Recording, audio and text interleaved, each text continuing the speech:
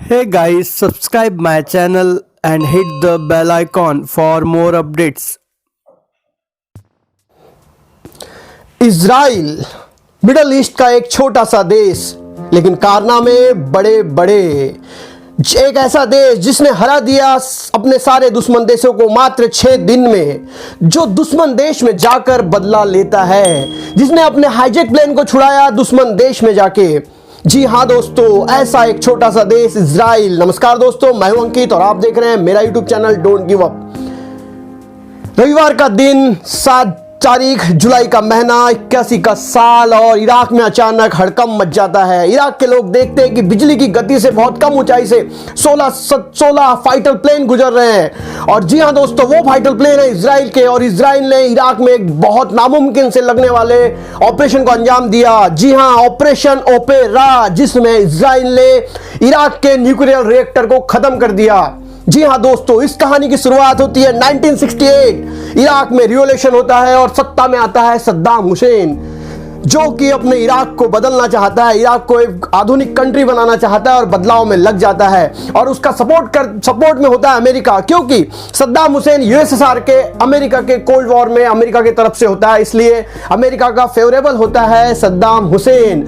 और सद्दाम हुसैन फिर सोचता है कि क्यों ना मैं अपने देश को पावरफुल बनाऊं, इसलिए वो सोचता है कि मैं न्यूक्लियर पावर से बिजली बनाऊंगा। दोस्तों, 1968 के पहले जिन लोगों ने न्यूक्लियर टेस्ट किया वही लोग न्यूक्लियर पावर बन सकते हैं। एनटीपीसी करार के द्वारा उसके बाद न्यूक्लियर पावर नहीं बना जा सकता, लेकिन न्यूक्लियर बिजली बनाई जा सकती है। इसलिए इराक रुख करता है फ्रांस का, और फ्रांस के पास जाता है और बोलता है कि हमें न्यूक्लियर रिएक्टर बनाना है और हमें न्यूक्लियर रिएक्टर से बिजली उत्पन्न करना है। तो फ्रांस और इराक का बहुत दिनों तक वार्तालाप चलता है और फाइनली फ्रांस इराक को न्यूक्लियर रिएक्टर बनाने के लिए तैयार हो जाता है। 1975 में इन लोग का एक करार होता है, जिसके द्वारा फ्रांस तैयार होता है न्यूक्लियर रिएक्टर बनाने के लिए, और इराक के न्यूक्लियर रिएक्टर को नाम दिया जाता है ओसिराक, जो कि बगदाद से 16 किलोमीटर की दूरी पर होता है। और इराक इधर खुश हो जाता है और इराक कहता है कि मैं किसी भी कंडीशन में न्यूक्लियर बिजली ही इस्तेमाल करूंगा, न्यूक्लियर पावर नहीं बनना है, मुझे न्यूक्लियर बम नहीं बनाना है। लेकिन भेड़ की खाल में रहने वाला वो भेड़िया होता है जिस पर विश्वास नहीं किया जा सकता। और इधर इजराइल को जब ये पता चलता है कि 1975 में फ्रांस का एक समझौता हुआ है इराक के साथ, और इराक को न्यूक्लियर रिएक्टर बनाने के लिए फ्रांस मदद करने वाला है, तो इजराइल सख्ते में आ जाता है, क्योंकि सद्दाम हुसैन बहुत बार बोल चुका होता है कि अगर हमारे पास न्यूक्लियर पावर आया तो हम सबसे पहले अणुबम का इस्तेमाल करेंगे इजराइल पे।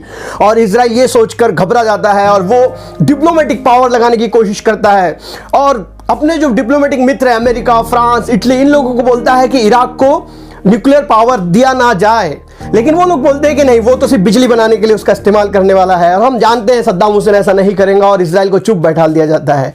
इजराइल एक ऐसा देश जो जल्दी हार नहीं मानता और फिर सोचता है कि नहीं, अब हमें ही कुछ करना पड़ेगा। जी हाँ दोस्तों, 1975 में जब इजराइल को पता चलता है, इजराइल डिप्लोमेटिक ताकत लगाता है लेकिन उसे कोई सफलता नहीं मिलती, तो फिर इजराइल के प्राइम मिनिस्टर नेमचिन बेगिन सोचते हैं कि अब हमें ही कुछ करना होगा, और वो अपने आर्मी के फोर्स के साथ बैठते और सोचते हैं करना क्या। और फिर डिसाइड होता है एक ऐसे ऑपरेशन के लिए जो नामुमकिन सा था, जो एक सुसाइड मिशन था। जब नेमचिन बेगिन अपने लोगों के साथ बैठते और बोलते हैं कि हमें अब वहां जाकर हमला कर उसके रिएक्टर को उड़ाना है, तो इजराइल की जो फोर्स है वो बोलती है, जिसके जो इंटेलिजेंस के कमांडोज बोलते हैं इट इज पॉसिबल नहीं है, ये नामुमकिन है, तो सुसाइड होगा, क्योंकि यहां से प्लेन को वहां तक ले जाना तो आसान है लेकिन वापस आने की कोई गारंटी नहीं है। लेकिन नेमचिन बेगिन और इजराइल के जाबाज जवान तो पागल हैं, और वो तैयार हो जाते हैं कि हम ऐसे ऑपरेशन को अंजाम देंगे जो वहां जाए और उसको उड़ाकर वापस भी आए। जी हाँ दोस्तों, और इसके लिए 1979 में एक प्लान करना शुरू हो जाता है, और इसमें काम करती है इजराइल की खुफिया एजेंसी मोसाद, जो कि पूरे दुनिया में फेमस है। और मोसाद वहां से छोटी छोटी इंफॉर्मेशन निकालती है, इंटेलिजेंस के द्वारा वहां से इंफॉर्मेशन निकालती है, उनके फुटेज निकालती है, उस रिएक्टर की सारी छोटी छोटी बातें एकत्रित करती है। और 1979 से लेकर 80 तक बहुत सारे उस रिएक्टर में काम करने वाले साइंटिस्ट भी संदिग्ध अवस्था में, मृत अवस्था में पाए जाते हैं। सबको पता होता है इसके पीछे मोसाद है, लेकिन बोलेगा कौन? इजराइल बहुत ही खतरनाक देश, छोटा सा देश लेकिन एकदम खतरनाक। और फिर वो लोग तैयारी करते हैं ऑपरेशन ओपेरा की। जी हाँ दोस्तों, 1979 में इजराइल अपने अपने ऑपरेशन के लिए तैयार होता है, नेमचिन बेगिन प्रधानमंत्री अपने आर्मी को आदेश देते हैं कि तुम एक प्लान पे काम करो, और इसके लिए असेंबली में मीटिंग होती है। जब उनके संसद में मीटिंग चलते रहती है तो विरोधक मना करते हैं कि तो सुसाइड होगा, अगर हम इस काम में फेल हो गए तो सारा मुल्क हमारे पीछे पड़ जाएगा और हम बर्बाद हो जाएंगे। जी हाँ दोस्तों, अगर वो ऑपरेशन ओपेरा पूरा नहीं होता तो शायद इजराइल इस मुल्क, इस धरती पृथ्वी के नक्शे में भी नहीं दिखता, लेकिन इजराइल तो इजराइल है और उसने डिसाइड किया कि हम वहां पर हमला करेंगे ही। जी हाँ दोस्तों, 1980 से 1 साल तक की ट्रेनिंग की गई कैसे उस रिएक्टर को उड़ाया जाएगा। देखिए दोस्तों, ऑपरेशन ओपेरा को सॉल्व करने के लिए उन्हें जाना था इराक में, जो कि वहां से लगभग 1600 किलोमीटर दूर है, और इजराइल के आजू बाजू सारी दुश्मन कंट्री है। उन्हें जाना था जॉर्डन और सऊदी अरेबिया से होते हुए। जॉर्डन और सऊदी अरेबिया जो इजराइल के दुश्मन है, अगर उनके प्लेन वहां डिटेक्ट हो जाते तो वो खत्म कर सकते थे उन्हें, लेकिन इजराइल ने डिसाइड किया कि हम वहां जाएंगे, उस रिएक्टर को उड़ाएंगे और रिटर्न भी आ जाएंगे। जी हाँ दोस्तों, एक रेगिस्तान में 1 साल तक इस प्लान को पूरा करना। जी हाँ, एक रेगिस्तान में इजराइल ने अपनी प्रैक्टिस शुरू की और इसके लिए उन्होंने चुना F-16 फाइटर प्लेन को। जी हाँ दोस्तों, इस F-16 फाइटर प्लेन में इजराइल के पायलट ने प्रैक्टिस की कि हम कैसे इराक तक पहुंचेंगे, वो भी जॉर्डन और सऊदी अरेबिया के सैटेलाइट में डिटेक्ट हुए बिना। इसके लिए उनको प्लेन उड़ाना था 300 फीट की हाइट पे। दूसरी बात, सबसे बड़ी समस्या थी रिफ्यूलिंग की। उतने दूर प्लेन चले तो जाएगा, लेकिन रिफ्यूल कर भी कर वापस नहीं आएगा, इसलिए साथों साथ फाइटर प्लेन्स को जोड़े गए फ्यूल के टैंक, और फिर तैयारी हुई उनके जीत की। जी हां दोस्तों, उन्होंने उस तैयारी को पूरा करने के लिए लगभग 1 साल का समय दिया और तारीख निर्धारित की गई 7 जून 1981, रविवार का दिन। रविवार का दिन इसलिए ताकि कम से कम लोगों को हानि पहुंचे, क्योंकि इजराइल नहीं चाहता था कि आम लोगों की जान जाए। वो तो सिर्फ इराक का न्यूक्लियर रिएक्टर उड़ाना चाहता था, और इसमें उसकी मदद की इराक का दुश्मन ईरान। जी हां दोस्तों, दुश्मन का दुश्मन अपना दोस्त। तो ईरान ने इराक को कुछ फुटेज दिए, जो फुटेज ईरान ने वहां पर 1980 में एक हमला किया था, एक नाकाम हमला किया था, ताकि उनका न्यूक्लियर रिएक्टर उड़ाया जा सकते, लेकिन वो नहीं उड़ा सके। लेकिन उनके फाइटर जेट ने वहां से कुछ फोटोज ली थी, जो फोटोज उन्होंने इजराइल को प्रोवाइड की, और इजराइल ने उन फोटोज के द्वारा समझ गया कि हमें एक्चुअल हमला करना कहाँ है। और इसकी सारी प्रैक्टिस उन्होंने लगभग 1 साल तक की। उन फाइटर प्लेन में उन्होंने एक अंतरिक्ष यात्री जो आ चुका था अंतरिक्ष से, उसको भी उस प्लान में शामिल किया गया।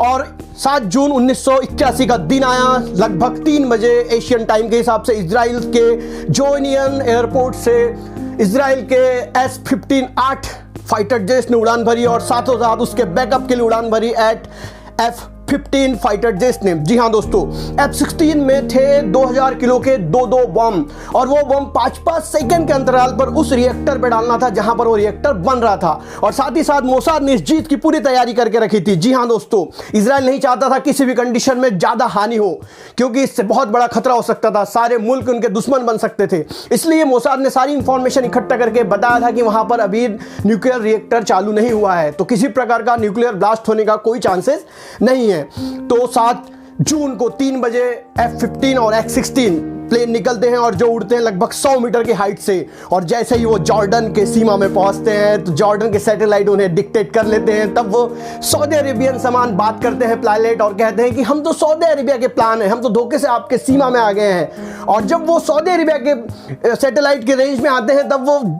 सऊदी अरेबिया से कहते हैं कि हम जॉर्डन के प्लेन हैं, हम तो एक प्रैक्टिस के लिए एक रास्ता भटक गए इसलिए यहाँ आ गए हैं। और ऐसा करते हुए वो इराक में घुस जाते हैं। 7 जून का दिन, 100 फीट की हाइट पर, ये 100 मीटर की हाइट पर ये प्लेन उड़ रहे हैं। जैसे ही न्यूक्लियर उस इराक बगदाद के पास वाला पास में आना होता है, वैसे ही ये प्लेन अपनी स्पीड बढ़ाते हैं, अपनी हाइट को ऊपर ले जाके 8000 फीट पर जाते हैं। 8000 फीट के ऊपर जाने के बाद जैसे ही वो उस इराक के ऊपर पहुंचते हैं तो 1100 किलोमीटर प्रति घंटे की रफ्तार से 35 डिग्री के एंगल में नीचे आते हैं, और 5-5 सेकंड के अंतराल में उस इराक के ऊपर बॉम्ब गिराना शुरू करते हैं। जी हाँ दोस्तों, F-16 जो कि एक प्लेन 2 बॉम्ब गिराएंगे, ऐसे 16 बॉम्ब वो उस इराक के ऊपर गिराते हैं, और वहां से फिर 40,000 फीट की हाइट पर जाकर ओझल हो जाते हैं। और 3 घंटे की जर्नी के बाद इजराइल बिना किसी दिक्कत के पहुंच जाते हैं। इस पूरे ऑपरेशन में इजराइल सिर्फ इराक के 10 लोगों को मारता है जो उसमें काम करते रहते हैं। ऐसा कहते हैं ना, फॉर्च्यून फेवर द ब्रेव। जी हाँ दोस्तों, उस दिन रविवार का दिन होने के कारण वहां पर काम करने वाले सारे लोग सैटेलाइट को बंद करके लंच के लिए चले गए थे, और इसका फायदा इजराइल को मिला, और वो बिना किसी दिक्कत के एयरक्राफ्ट मशीन गन से पीछा छुड़ाते हुए अपने देश लौट जाता है और पूरे मुल्क में हल्ला हो जाता है कि कैसे किया है इजराइल ने। किसी को पता नहीं होता ये किसने किया है, लेकिन किया तो इजराइलियन ने ही किया है, क्योंकि ऐसे नामुमकिन काम तो वही कर सकते हैं जो हमें हैरत में डालते हैं। जी हाँ दोस्तों, ऐसे ही बहुत सारी इजराइल की बहुत सारी हैरत अंगेज कहानियां मैं आपके लिए लेके आऊंगा, इसलिए आप मेरे चैनल से जुड़े रहिए और मेरे चैनल को सब्सक्राइब भी कीजिए और साथ ही साथ कीजिए लाइक और प्रेस कीजिए बेल आइकॉन को, ताकि आने वाले वीडियोस के अपडेट्स आपको मिलते रहे। जय हिंद।